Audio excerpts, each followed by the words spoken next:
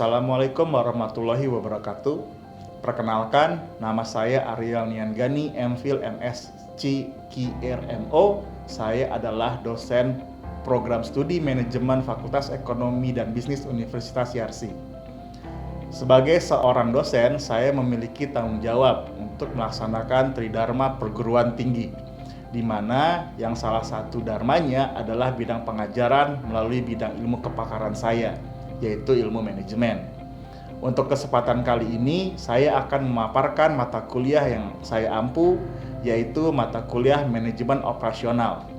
Mata kuliah ini diambil oleh mahasiswa yang berkuliah di semester 2 di program studi manajemen.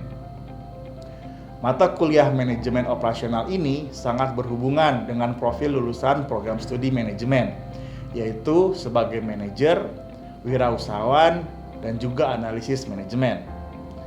Oleh karena itu, sangat penting sekali untuk mahasiswa program studi manajemen Universitas Yarsi mengambil mata kuliah manajemen operasional ini. Karena mata kuliah ini adalah mata kuliah yang menjadi fondasi untuk perkuliahan pada jenjang berikutnya. Mata kuliah ini bertujuan agar mahasiswa mempelajari dan mampu memahami aspek-aspek dasar terkait dengan kegiatan manajemen operasional suatu perusahaan, yang meliputi antara lain kegiatan perencanaan pabrik, kegiatan material handling, penentuan produksi optimal, analisis biaya produksi, penentuan pola produksi yang efisien, mengelola persediaan yang optimal, dan pengambilan keputusan bidang operasional pada perusahaan agar bisnis berjalan dengan efektif dan efisien. Capaian pembelajaran lulusan dari mata kuliah ini adalah yang pertama, sikap, menginternalisasi nilai norma dan etika akademik, menunjukkan sikap bertanggung jawab atas pekerjaan di bidang keahliannya secara mandiri. Lalu yang kedua, pengetahuan, mengetahui dan menguasai konsep prinsip tentang fungsi organisasi, dalam hal ini manajemen operasi. Lalu yang ketiga, keterampilan umum, mampu menerapkan pemikiran logis, kritis, sistematis, dan juga inovatif dalam konteks pengembangan atau implementasi ilmu pengetahuan dan teknologi yang memperhatikan dan menerapkan nilai humaniora yang sesuai dengan bidang keahliannya. Mampu menunjukkan kinerja mandiri, bermutu, dan terukur. Yang keempat, keterampilan khusus, mampu memahami pengelolaan operasional perusahaan agar berjalan dengan efektif dan efisien, mampu mengambil keputusan manajerial yang tepat di berbagai tipe organisasi pada tingkat operasional yang berdasarkan analisis data dan informasi pada fungsi organisasi, mampu melakukan kajian empirik dan pemodelan dengan menggunakan metode ilmiah pada berbagai tipe organisasi berdasarkan fungsi organisasi. Capaian pembelajaran mata kuliah ini adalah yang pertama, mampu menguasai pengertian manajemen operasional. Yang kedua, mampu memahami kaitan manajemen operasional dengan fungsi yang lain dalam organisasi. Yang ketiga, mampu memahami faktor-faktor penentu lokasi pabrik. Yang keempat, mampu menilai lokasi pabrik yang tepat. Yang kelima, mampu memahami perancangan pabrik dan layout pabrik yang baik. Yang keenam, mampu memahami peran penanganan material dan perawatan mesin di manajemen operasional. Yang ketujuh, mampu memahami dan memutuskan pola produksi yang efisien. 8. Mampu memahami peran R&D produk di manajemen operasional. 9. Mampu memilih dan memutuskan kombinasi produksi optimal. Dan 10. Mampu membuat desain produk dan strategi pengembangan produk. Pada mata kuliah ini terdapat 16 pertemuan, di mana terdapat 14 kali pertemuan tatap muka, dan 1 kali ujian tengah semester, dan 1 kali ujian akhir semester. Topik-topik pembelajaran pada mata kuliah manajemen operasional ini adalah yang pertama, pengertian dan sejarah manajemen operasional. Yang kedua, strategi operasional di lingkungan global. Yang ketiga, perancangan proses produksi. Yang keempat, perancangan pabrik. Yang kelima, material handling dan pemeliharaan mesin. 6, pola produksi. 7, R&D produk. 8. Analisis kombinasi produksi optimal. 9. Manajemen persediaan. Dan 10. Perancangan dan pengelolaan produk. Pada proses pengajarannya mengacu pada proses DIA, yaitu Delivery, Interaction, dan Assessment. Proses delivery dilakukan pada proses penyampaian pembelajaran yang inovatif untuk membuat proses pembelajaran lebih efektif dan menarik. Hal ini dilakukan dengan menggunakan berbagai alat bantu perkuliahan seperti game simulation, case study, dan juga penggunaan referensi artikel ilmiah yang terkini. Metode kedua adalah interaction, yaitu dengan pendekatan student learning center. Dengan metode ini, mahasiswa menjadi subjek pembelajaran. Dengan metode ini, mahasiswa akan menjadi lebih aktif dan mandiri dalam memahami pembelajaran. Dalam beberapa pertemuan akan dilakukan pembagian grup kecil di mana mahasiswa melakukan diskusi terkait studi kasus ataupun isu-isu terkini yang berkaitan dengan manajemen operasional. Pada proses assessment atau penilaian, pada mata kuliah ini dilakukan penilaian dari beberapa aspek, yaitu yang pertama sikap dengan bobot 15%, keterampilan umum dan khusus dengan bobot 45%, dan pengetahuan dengan bobot 40%. Di mana keterampilan umum dan khusus dinilai dari tugas individu dan kelompok. Sedangkan pengetahuan dinilai dari UTS dan UAS dengan bobot yang sama masing-masing 20%. Selanjutnya, saya akan menampilkan proses pembelajaran yang telah saya lakukan di kelas. Oke, Assalamualaikum warahmatullahi wabarakatuh. Waalaikumsalam warahmatullahi wabarakatuh. Ya, ketemu lagi di mata kuliah manajemen operasional. Untuk hari ini kita akan membahas terkait topik dengan judul pola produksi, gitu ya. Jadi untuk di manajemen operasional itu, di manajemen produksi, suatu pabrik itu pasti harus membuat suatu barang, gitu kan ya, sehingga barang tersebut bisa mereka jual ke konsumen, gitu. Nah, saat mereka mau menjual, berarti mereka harus memproduksi barang itu dulu, gitu kan ya, di pabriknya, gitu kan ya. Nah, sehingga kalau di minggu lalu kita udah berbicara terkait yang namanya manajemen produksi itu mau memproduksi barang dengan efektif dan juga efisien, gitu. Jadi mereka yang namanya perusahaan saat dia mau menjual barangnya, gitu, barang yang dijual itu dengan biaya yang seminim mungkin, gitu ya. Tapi di satu sisi mereka juga mau meng-capture market yang mereka punya, gitu. Jadi kalau misalnya ada demand, ada permintaan dari pasar sebanyak 1000 unit di bulan Juli misalnya gitu, pasti mereka mau bisa fulfill itu. Karena kalau ternyata mereka cuma memproduksi 800 unit, ternyata demand-nya itu adalah 1000, yang 200 lagi akan diambil oleh kompetitor. Dan itu kan pasti nggak mau ya, gitu kan ya. Jadi pasti mereka maunya itu memproduksi kalau bisa sesuai dengan demand dari pasar, gitu. Nah, sehingga kalau mereka harus memproduksi selama 1 tahun, berarti mereka harus melakukan suatu perencanaan pola produksinya, gitu ya. Pola produksi yang seperti apa yang cocok untuk mereka lakukan, gitu. Nah, makanya kita akan membahas yang namanya pola produksi di salah satu topik di manajemen operasional ini, gitu. Nah, jadi pola produksi itu adalah pola yang akan dilakukan oleh suatu perusahaan di mana nanti level produksi mereka, level mereka membuat barang itu mengikuti pola yang sudah mereka tentukan. Pola produksi itu dibagi ada menjadi 2 jenis. Yang pertama pola produksi konstan, lalu pola produksi tidak konstan. Yang tidak konstan ini dibagi menjadi 2 lagi, yang bergelombang dan juga yang moderat, gitu. Jadi di pertemuan kali ini tujuannya adalah kalian akan memahami, gitu ya, mampu memahami apa perbedaan dari ketiga jenis pola produksi ini, gitu ya. Pola produksi yang konstan, yang bergelombang dan juga yang moderat, gitu. Lalu kalian juga akan belajar bagaimana menentukan pola produksi yang efisien, gitu ya, yang akan dipilih oleh suatu perusahaan. Apakah nanti kita ada kasus, nanti kasusnya kita akan lihat nih Jadi apakah kita akan menggunakan pola produksi yang konstan, yang bergelombang, atau yang moderat? Dipilih salah satu yang mana yang akan kita ambil keputusannya untuk kita pakai selama mungkin dalam 1 tahun ke depan gitu ya. Jadi ada contoh kasus, misalnya ada PT AJ mempunyai data rencana penjualan 1 tahun ke depan.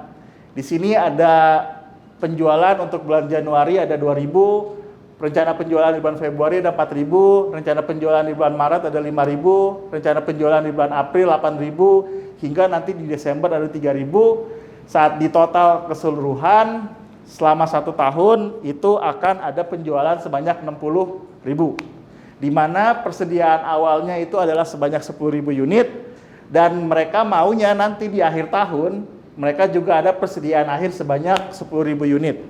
Nah, untuk bisa menghasilkan ini semua untuk penjualan dan produksi mereka, kita bisa merencanakan produksi dari PT ini dibuat menjadi 3 tipe produksi ya. Tipe produksi yang pertama itu pola produksinya yang konstan, yang kedua bergelombang ataupun yang moderat gitu. Oke. Nah, saat kita sudah nanti mencoba untuk membuatnya, kita bisa milih nih. Kita mau menggunakan pola produksi yang seperti apa? Yang paling efisien. Yang paling efisien itu berarti yang biayanya paling rendah gitu. Oke. Apakah nanti yang bergelombang yang paling rendah biayanya, atau yang moderat ataupun yang konstan? Itulah yang nanti akan kita pilih sebagai pola produksi dari perusahaan ini gitu. Oke.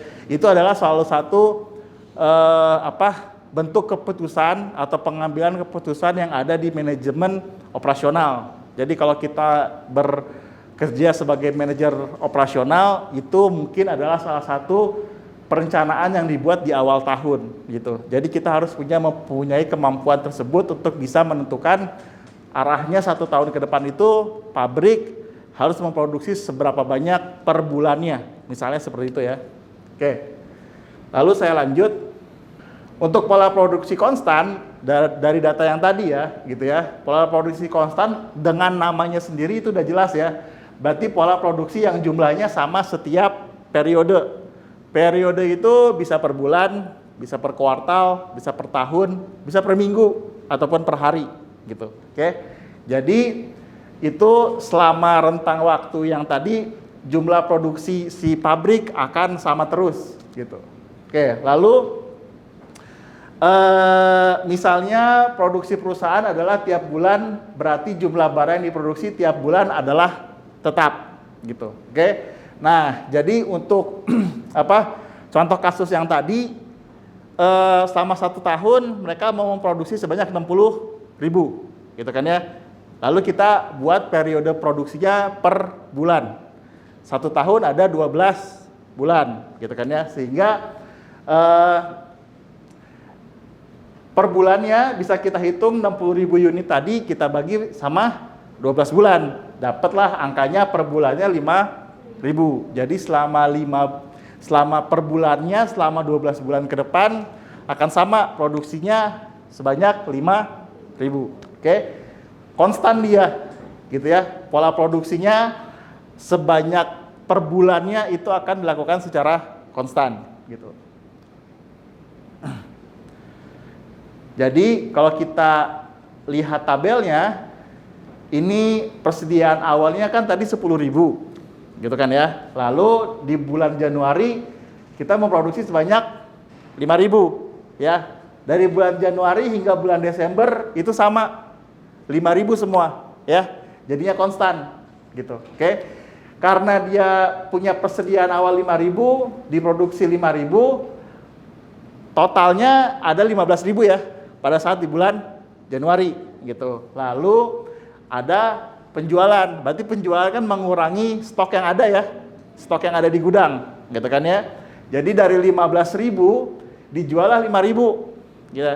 Sisanya 13.000, gitu ya. Jadi dari 15.000 ini stok yang ada diproduksi 5.000, lalu dijual 2.000. Jadi persediaan akhir di bulan Januari ada 13.000. Persediaan akhir di bulan Januari ini akan menjadi persediaan awal di bulan Februari gitu. Lalu di bulan Februari diproduksi lagi sebanyak 5.000. Sehingga di bulan Februari totalnya barang ada 18.000. Lalu dijual sebanyak 4.000. Sisalah di akhir bulan Januari sebanyak 14.000. Begitupun di bulan Maret hingga seterusnya. Jadi di bulan Desember sisa stok awal di bulan Desember adalah 8.000, diproduksi sebanyak 5.000, dijual 3.000, hasil akhirnya stok barang di akhir tahun sisanya 10.000, sesuai dengan yang dimau. Di awal tahun ada 10.000, di akhir tahun ada 10.000 dengan produksi 5.000 secara konstan gitu. Oke. Berarti pola produksinya dia konstan. Oke? Ya. Lalu untuk pola produksi yang bergelombang ini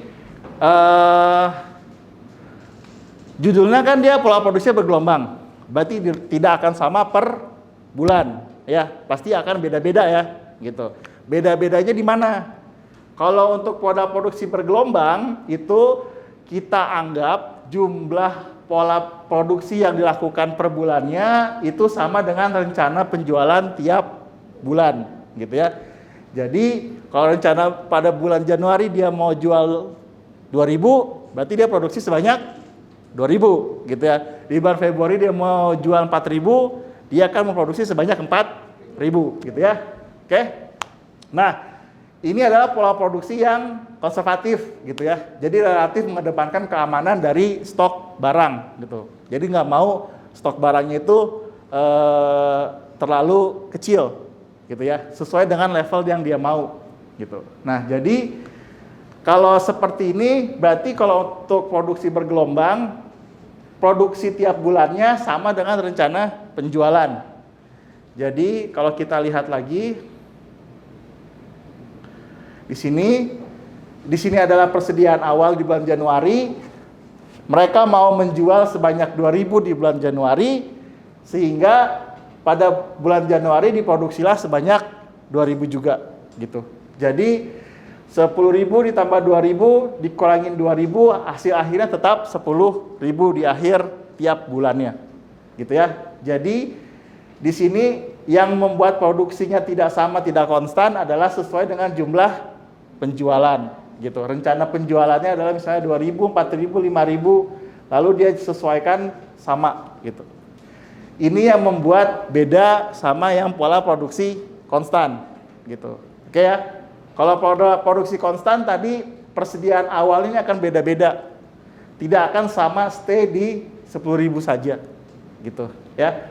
Kalau kita bandingkan di sini di pola produksi yang konstan ada di mana titik di bulan September stok barang cuman 1.000 gitu ya. Lalu ada titik di mana di bulan Maret dan April stok barangnya adalah 14.000. Jadi stok barangnya itu naik turun. Sedangkan kalau yang kita samakan dengan penjualan yang diproduksi bergelombang, stok persediaan itu akan sama gitu. Jadi kita lebih hati-hati gitu. Oke. Lalu ada pola produksi yang moderat. Gitu ya. Pola produksi yang moderat ini adalah pola produksi yang jumlah produksinya disesuaikan dengan persediaan dan penjualan. Jadi pola produksi ini adalah pola produksi yang cukup agresif untuk menangkap demand dari pasar, gitu ya. Oke. Jadi bagaimana menentukan berapa jumlah yang mau diproduksi tiap bulannya? Itu adalah dengan mengevaluasi jumlah persediaan dan penjualan, lalu didiskusikanlah dengan para stakeholder yang ada di perusahaan. Jadi sebenarnya berapa nih mau kita produksi? Apakah mau 5.000, 8.000 gitu ya? Itu sesuai dengan hasil diskusi dengan tim marketing, tim finance, tim sales dan lain-lain gitu ya. Lalu dari hasil diskusi tadi gitu ya, maka akan didapatkan suatu pola produksi yang berdasarkan hasil evaluasi. Jadi berdasarkan hasil evaluasi, jumlah produksi yang mau ditetapkan itu berdasarkan hasil diskusi dengan tim keuangan, berapa jumlah uang yang ada, tim sales, berapa orang dia yang mau prospek yang ada pada bulan itu gitu ya. Dan juga tim produksi ya, berapa banyak mesin yang bisa dijalankan, didapatlah jumlah produksi per bulannya. Sehingga akan didapatkan tabel perhitungan yang secara jumlah produksi itu juga bergelombang, tapi tidak sama dengan jumlah penjualan. Akan ada titik di mana mungkin mereka perusahaan itu mau mencoba stok lebih banyak dibandingkan sebelumnya. Ada mungkin titik di mana stoknya itu mau diturunkan gitu ya. Jumlahnya itu sesuai dengan apa yang ada di kondisi di lapangan. Kenapa seperti ini? Karena membuat suatu barang dan disimpan di gudang itu juga ada cost-nya, ada biayanya gitu. Oke, menyimpan barang itu ada biayanya. Oke, sejauh ini ada pertanyaan? Oke, ya Rini. Tapi saya mau nanya, jadi itu apa perbedaan pola produksi yang moderat dan bergelombang? Jadi untuk pola produksi yang bergelombang dan moderat ini secara pola itu sama. Untuk produksinya tiap bulannya atau tiap rentang waktunya akan berbeda-beda. Tapi satu itu yang yang bergelombang itu sangat posisinya itu produksinya itu moderat gitu. Moderat dan hal dia lebih hati-hati gitu ya. Jadi ada satu yang secara psikologis lebih hati-hati, ada satu lagi yang lebih agresif gitu. Itu perbedaan dari yang moderat dan juga yang bergelombang gitu. Oke, untuk kelas hari ini kita ada tugas berkelompok untuk di kelas gitu ya. Tugas berkelompoknya itu terkait untuk menentukan jumlah biaya yang dibutuhkan ya dari masing-masing pola produksi. Lalu nanti kita bisa harus menentukan pola produksi yang mana yang mau kita pilih supaya lebih efisien gitu. Jadi kasusnya ini adalah datanya di mana ada penjualan per triwulan ya gitu ya. Jadi per triwulan 1 penjualannya 200 unit, triwulan 2 450 unit, triwulan 3 1100 unit, triwulan keempat ada 400 unit dengan jumlah total 1 tahun adalah 2150 unit gitu ya. Nah, dari sini tugasnya adalah untuk menghitung antara pola produksi yang konstan dengan pola produksi yang bergelombang. Di antara dua itu yang mana yang harus kita pilih dalam menentukan pola produksi untuk perusahaan ini. Gitu. Oke. Lalu teman-teman semua bisa membagi dalam kelompok yang kecil sehingga nanti diskusi selama 30 menit. Kalau sudah bisa dipresentasikan di depan kelas dari Excel template yang sudah saya berikan, berapa biayanya dan pola produksi mana yang mau kita pilih. Oke.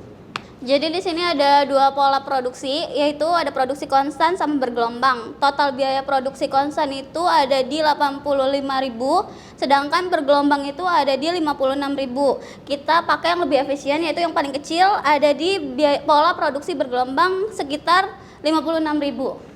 Oke, terima kasih. Tepuk tangan dulu buat kelompoknya.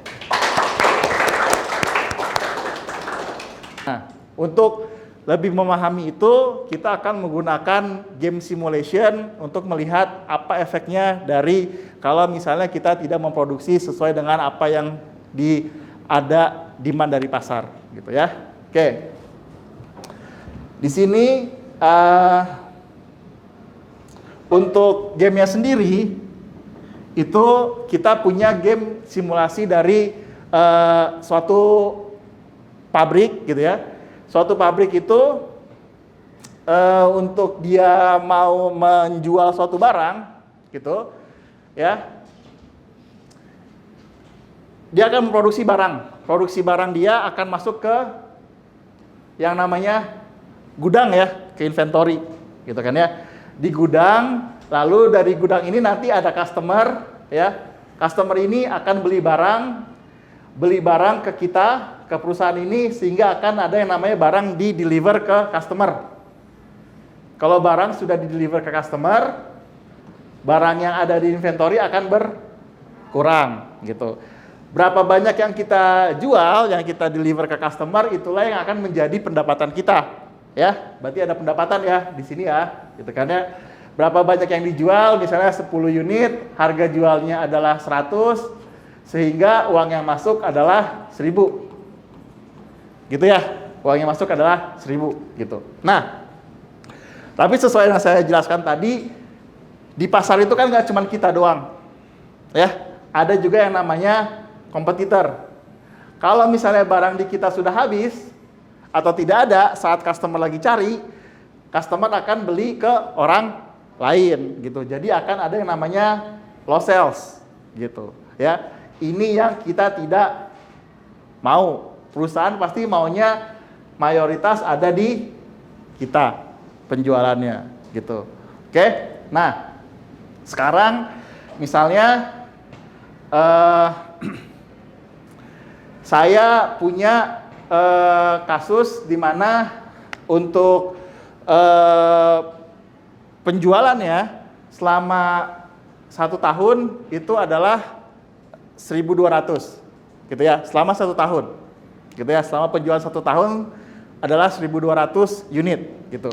Sekarang saya misalnya barang yang ada di inventory saya itu adalah katakanlah cuma ada 400 gitu ya. Kalau ada 400 ya, ini kebanyakan, anggaplah ada 400. Kalau di inventory saya cuma ada 400, kira-kira akan lebih banyak loss sales-nya atau lebih banyak sales-nya? Itu kan kita bisa melakukan simulasi gitu ya. Jadi dari game ini saya bisa melakukan simulasi. Kalau kondisinya seperti itu, selama 1 tahun harusnya ada penjualan 1.200, tapi ternyata kita cuma punya 400 barang di gudang.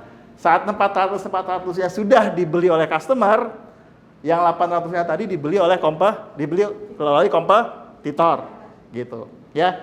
Jadi inilah yang membuat pentingnya pola produksi gitu ya. Jangan sampai ini terjadi gitu. Nah, sekarang pertanyaannya nih. Kalau kondisinya seperti ini, berarti kira-kira berapa banyak inventory yang harus ada di gudang kita? Ada yang tahu? Oke, kamu? Ada berapa inventory yang dibutuhkan supaya kita tidak loss sales? 1.200 sih, Pak. 1.200. Oke. Sekarang kita coba ya. Oke, kalau kita jadikan inventory-nya 1.200, di sini jadi ada 1.200. Oke, lalu kita simulasikan lagi. Oke, jadi semuanya akan ada masuk ke salesnya kita, gitu. Oke, jadi tidak ada yang masuk ke kompetitor, gitu. Jadi oleh sebab itu kita perlu mengambil keputusan pola produksi yang seperti apa setiap bulannya supaya penjualan itu tetap mayoritas masuk ke kita, tidak masuk ke kompetitor, gitu. Jadi itulah pentingnya kita memahami pola-pola produksi di manajemen operasional supaya kita tahu berapa banyak yang harus kita produksi sehingga berapa banyak bisa dikasih ke customer. Yang kompetitor makin sedikit, pendapatan kita yang namanya bisnis maunya lebih banyak gitu. Oke? Sekian kelas dari manajemen operasional terkait pola produksi. Semoga ilmu yang didapat bermanfaat. Kalau ada pertanyaan bisa ditanyakan langsung via layar yarsi.ac.id. Kurang lebihnya saya mohon maaf. Terima kasih. Assalamualaikum warahmatullahi wabarakatuh. Waalaikumsalam warahmatullahi wabarakatuh. Oke, thank you. Sekian video pembelajaran pada mata kuliah manajemen operasional. Semoga dapat menjadi bahan pertimbangan perihal proses pengajuan sertifikasi dosen gelombang 1 tahun 2025. Terima kasih. Wassalamualaikum warahmatullahi wabarakatuh.